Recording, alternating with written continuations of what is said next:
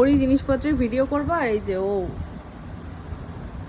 দূরত্ব করছে, কিন্তু দূরত্ব এই বাবা আমার দুধগুলো তোমার জিনিস দেখাচ্ছি। হ্যাঁ, ভাবলাম আজকে তোমাদের সাথে শেয়ার করি যে টিল্লুকে আমি কি ইউজ করাই, কোন ব্র্যান্ডের কি ইউজ করাই সেটাই তোমাদেরকে দেখাবো। বক্সটা পুরো নিয়ে বসে গেছি। এর মধ্যে ওর ওষুধপত্র, চিরুনি, স্যানিটাইজার সব আছে। এটা কিন্তু ঢাকনা আটকানো থাকে, আমি জাস্ট ছড়িয়ে নিয়ে বসেছি বলে এটা আটকাইনি, খুলে নিয়ে বসেছি। তো চলো এক এক করে দেখাই যে আমি কি ইউজ করে। যেটা সব সময় লাগে সেটা হলো বডি অয়েল। আর আমি হিমালয়ের এই ম্যাসাজ অয়েলটা ইউজ করি। এটা olive oil. Coconut oil doctor দিয়েছিল, বাট আমার যেহেতু প্রচণ্ড ঠান্ডা লাগার ধাত, সেটা আমি বলেছিলাম ডাক্তারকে, তাই ওরও যেন ঠান্ডার কোনো প্রবলেম না হয়, তাই ওই কোকোনাট অয়েল পাল্টে এই মাসাজ অয়েলটা ডাক্তার আমাকে রেকমেন্ড করেছিল। হিমালয়ের olive oil body massage oil, এটাই মেন রেগুলার মাখাই ওর 1 মান্থ হয়ে যাওয়ার পর। কয়েকদিন সর্ষের তেল সব বড়রা বলেছিল মাখানোর জন্য, তো আমি সেই সর্ষের তেলও মাখিয়ে দেখেছিলাম, ঘানি থেকে আনা খাঁটি সর্ষের তেল, কিন্তু ওর সারা গায়ে লাল লাল র্যাশ বেরিয়ে গেছে। তারপর থেকে আর ট্রাই করিনি, ওই 2 দিনই সর্ষের তেল মাখিয়েছিলাম। তাছাড়া এই বডি অয়েলটাই রেগুলারলি ওকে মাখাই। ইচ্ছা আছে সর্ষের তেল মাখাবো, বাট সেটা শীতকাল পড়লে। আর এটা ছাড়াও মেন ইম্পর্টেন্ট হলো শ্যাম্পু আর সাবান, দুটোই কিন্তু আমি হিমালয়েরই ইউজ করি। এখনও অবধি বাস একদিনই শ্যাম্পু করিয়েছি ওকে, ওর 2 মাস বয়সে ওকে একদিন শ্যাম্পু করিয়েছি, তাছাড়া করানো হয়নি, তাও কদিন আগেই। আর এই বডি সোপটা আমি ইউজ করি, এটা সাবান হিমালয়েরই।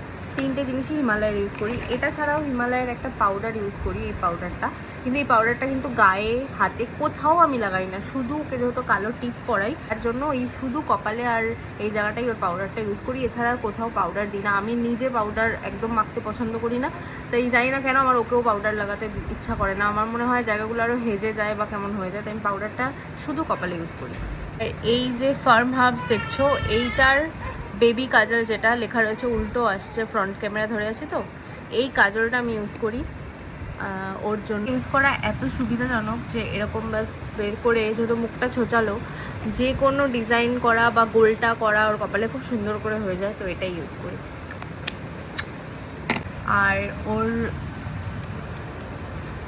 এই দুটো প্রোডাক্ট তো বুঝতেই পারছো, চিরুনি দুটো, এটাতে তো খুব আরাম পায় ও। এইটা ভীষণ সফট, ব্রাসেলসগুলো একদম সফট। তো এই দুটোই লাভেরই একসাথেই সেট ছিল, এই দুটো কিনে অর্ডার করেছিলাম, ভীষণ আরাম পায় ও এটা। আর এটা হলো মাথায় যে বাচ্চাদের হয় না একদম চামড়া ওঠা যেটা হয়, এটা দিয়ে আঁচড়ালে ওটা পুরো ক্লিন হয়ে যায়। আমার বেবির তো পুরো ক্লিন হয়ে গেছে ওটা, তো এই দুটো ইউজ করি। তো এইটা অভি নিয়ে এসেছিলো ইউজ করানোর জন্য, যাতে র্যাশ ট্যাশ না হয়, বাট ওর না আমি শুধু রাত্রে যেহেতু ডাইপারটা পরাই, এছাড়া কখনোই পরাই না, তাই জন্য ওই দেখো যাচ্ছে এখন ঘুরতে, থাকবে না এখানে, ঘুরতে বেরোচ্ছে। যাই হোক, শুধু রাত্রে ডাইপারটা পরাই, তাই জন্য ওর র্যাশ এখন অবধি কিছু হয়নি ঠাকুরের ইচ্ছায়। শুধু একটা কি দুটো ডাইপার রাত্রে লাগে ব্যাস, এছাড়া ওকে সারা দিন নর্মাল কাঁথাতেই রাখি। তো এটা এখনও অবধি ইউজ করিনি, যদি লাগে তখন ইউজ করবো। এটা র্যাশ ফ্রি করার জন্য একটা ক্রিম। আর এখনও অবধি ওকে কোনো লোশন বা ক্রিম দেয়নি ডাক্তার, তাই জন্য মুখে তো কিছু ইউজ করি না। ওটা বারণই করেছে এখন মাখাতে, বলেছে একটু বড় হোক, মানে 2.5-3 মাস হোক, তারপর ওকে ফেসের জন্য কোনো ক্রিম বা লোশন গায়ে মাখার দেবে। এখন এই গরমে কিছু ইউজ করি না। আর একটা যেটা ইউজ করি দেখাচ্ছি, সেটা হলো এই যে এইটা টামি রোল অন মাদার স্পার্শের। আমার বেবির একদম ছোট থেকে কলিক পেন আছে, মানে 6 দিন থেকে ওর কলিক পেন আমি ফেস করছি। Colic pain in the sense পেটে ব্যথা হয়, ওটাকেই তো কলিক পেন বলে, পেটে ব্যথা, গ্যাসের সমস্যা। তো ওটার জন্য এই রোল অনটা আমি অর্ডার করে কিনেছিলাম। আমি জানি না কতটা কাজ হয়, কিন্তু আমি মাঝে মাঝে যখনই ওর হয় পেটে ব্যথাটা, তখন দিয়ে ওই কলিক পেনের যে পেন রিলিফ করার যে ব্যায়ামগুলো ওইগুলো করাই। তো এটা দিয়ে করালে না ওটা ইজি হয়, এটা ইউজ করি, তাই দেখিয়ে দিলাম। এছাড়া তো বাকি ওর ওষুধপত্র অনেক কিছুই আছে এর মধ্যে, সেগুলো পরে এখন আমি আর কি দেখাবো। তো এই সব প্রোডাক্টই ও ইউজ করে।